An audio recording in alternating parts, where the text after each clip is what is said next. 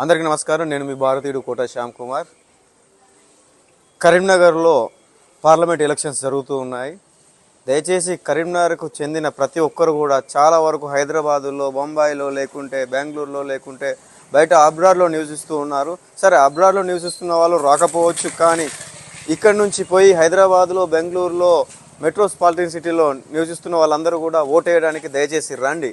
ఎందుకంటే పరిస్థితులు బాగలేవు. కరీంనగర్లో ఎక్కడ చూసినా రోడ్లు అస్తవ్యస్తంగా ఉన్నాయి. అదేవిధంగా కరీంనగర్లో ఎక్కడ చూసినా కొకైన్, డ్రగ్స్ ఇవి విరివిగా దొరుకుతున్నాయి. మీ తమ్ముళ్ళు అయితే ఏంది, మీ చెల్లెలు అయితే ఏంది, మీ అక్కలు అయితే ఏంది, మీ అన్నలు అయితే ఏంది, దయచేసి ఆలోచించండి. వాళ్ళందరికీ కూడా సులభంగా డ్రగ్స్ దొరుకుతున్నాయి కరీంనగర్లో.